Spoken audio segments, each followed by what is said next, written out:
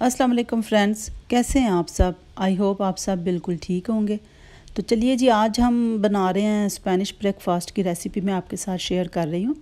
तो चलिए हम देखते हैं इसमें क्या क्या जाएगा। इसमें जी अंडे हैं मेरे पास पाँच अदद अंडे हैं, 3 आलू हैं, बाकी एक गाजर जाएगी। गाजर को आप ग्रेट कर लें। एक अनियन जाएगा, ग्रीन चिलीज़ हैं और बाकी कुछ पाउडर मसाले जाएंगे इसके अंदर। नमक है, मिर्चों का पाउडर है, कुटी लाल मिर्चें हैं, ज़ीरा है कुटा हुआ और काली मिर्च है। और ये मेरे पास ड्राइड हर्ब्स हैं और मेरे पास तो हर ये बेसल लीव्स हैं ड्राइड। आपके पास वो इटालियन हर्ब्स हों, मिक्स हर्ब्स मिल जाती हैं वो, तो वो यूज़ करें। ये क्वांटिटी आपको साइड पे लिखी नज़र आ रही होगी, आप वहाँ से फॉलो करें। तो आलू को हमने इस तरह कट करना है क्यूब्स की शक्ल में। तो हम आलू इस तरह कट कर लेंगे।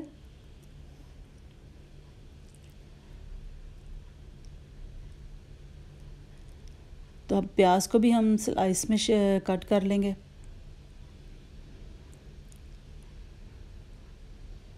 पैन में तकरीबन आप ऑयल डालें ज़्यादा से ज़्यादा हाफ़ कप और या 5 या 6 इसमें टेबल स्पून ऑयल के डाल के आलू मैंने इसमें धो के डाल दिए हैं। आलूओं को हमें थोड़ा पहले पकाना है, तकरीबन 80 to 90% हमने कुक करना है।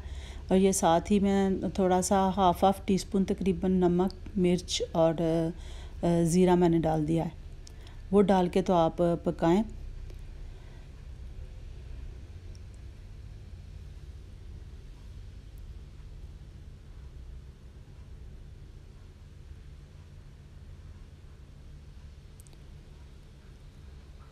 तो चले जी, ये देख रहे होंगे कि आलू हमारे पक रहे हैं।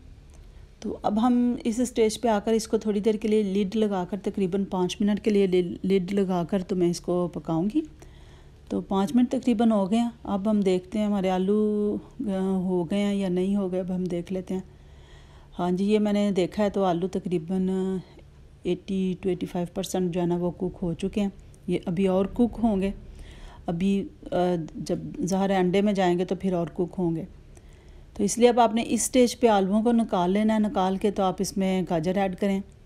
गाजर को हम सिर्फ इसका कलर चेंज करने तक इसको पकाएंगे और ये थोड़ा सा नमक साथ ऐड कर दें ताकि जो सब्ज़ियाँ उनमें इक्वली जो नमकीन सा टेस्ट है इक्वली उसमें महसूस हो। ये ना हो कि सब्ज़ियाँ हमारी फीकी महसूस हों और जो अंडा जाए तो उसमें अंडे में नमक मिर्च महसूस हो और सब्ज़ियों में ना हो। तो इसलिए थोड़ा थोड़ा नमक मैं साथ साथ इसमें स्प्रिंकल कर रही हूँ। तो गाजरें भी हमारी हो चुकी थी। अब इसमें प्याज ऐड कर दिए हैं। प्याज को भी हम नरम होने तक सिर्फ पकाएंगे, बहुत ज़्यादा नहीं पकाएंगे। तो बस ये जी प्याज भी हमारे हो चुके हैं। तो इनको निकाल के हम ठंडा कर लेंगे। इनको रूम टेम्परेचर पे होना चाहिए, बहुत ज़्यादा गर्म आप अंडे में शामिल नहीं करेंगे। अंडे मैंने तोड़ लिए एक बाउल में और उसके अंदर ये सब मैंने पाउडर मसाले ऐड कर दिए हैं, स्वाए ये कुटी लाल मिर्चों के। बाकी ये ग्रीन चिलीज़ थी मेरे पास, वो भी मैंने ऐड कर लिए हैं। और अंडों को इतना फेंटेंगे इनके ऊपर झाग सी महसूस हो।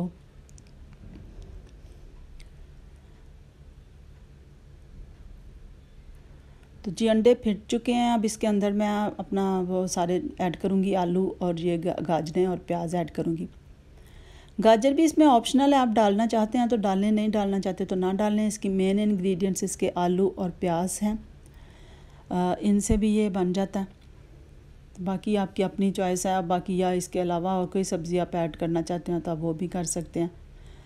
तो पहले मुझे यही मैंने थोड़ा थोड़ा डाला, मुझे लग रहा था कि शायद ये ज़्यादा होगा, मगर अब मैंने जब मिक्स करके देखा है तो मुझे ये लगा कि इसमें और ये बाकी भी इसमें एडजस्ट हो जाएगा।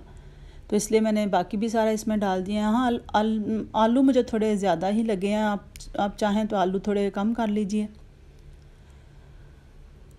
तो अब ये मैंने सब्ज़ धनिया इसमें शामिल कर दिया और ये बेसल लीव्स ड्राइड मेरे पास हैं, वो मैंने डाल दी हैं। आप इटालियन हर्ब्स भी मिल जाती हैं या वो पिज़्ज़ा हर्ब्स मिल जाती हैं, इस तरह मिक्स की हुई, आप वो डालना चाहते हैं वो डालें। और अब इस वक्त मैंने सारी कुटी लाल मिर्चें भी डाल दी हैं। तो हमेशा इस तरह डाल के फ्राई पैन में आप फिर 3-4 चम्मच ऑयल के डालें, उसको गर्म करें और इस तरह आप इसमें ना ये हमेशा फैला दें। तो फैला के तो बस आप इसको पहले आप फ्लेम थोड़ा सा हाई बेशक हो, तो ऑयल वगैरह गर्म हो जाए, हमारा पैन गर्म हो जाए, जब आप इसमें हम डालेंगे तो फिर हम अपना फ्लेम कम कर देंगे ताकि ये हल्की आग पे पकता रहे और ये अब देखिए पकना शुरू हो गया। अब देखेंगे कि ये सेट हो जाए अच्छी तरह से।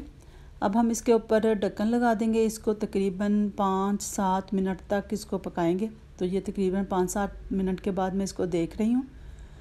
तो आप इस तरह थोड़ा सा इसको उठा के देख लें कि इसमें अच्छा सा गोल्डन कलर इस साइड पे आ चुका है और ऊपर से ये मतलब अच्छी तरह से सेट हो चुका है। यानी अगर हम इसको फ़्लिप करें तो ये इजीली फ़्लिप हो जाएगा। तो ये मैंने देखा नीचे से ये हो चुका है।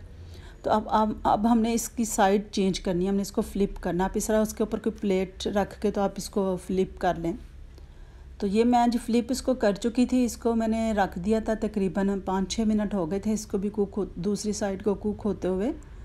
तो अब मैं देख रही थी तो अभी इसमें कलर उस तरह का नहीं आया था।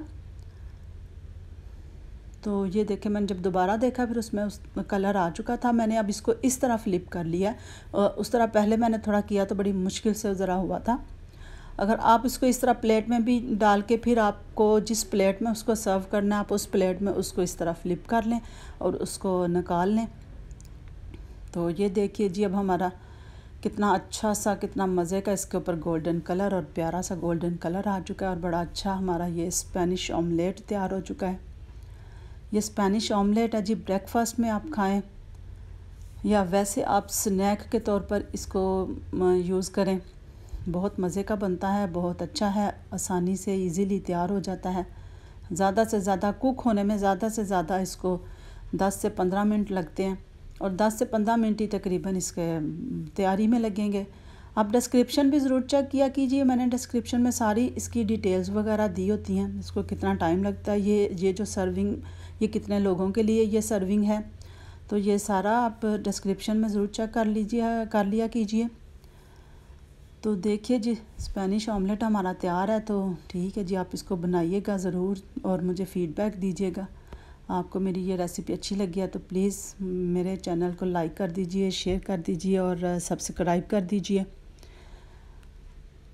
तो फिर मिलेंगे किसी नई रेसिपी के साथ, नई किसी वीडियो के साथ, और मुझे अपनी दुआओं में याद रखिएगा। अल्लाह ताला आपको भी अपने फ़िज़्-ओ-अमान में रखें। अल्लाह हाफ़िज़।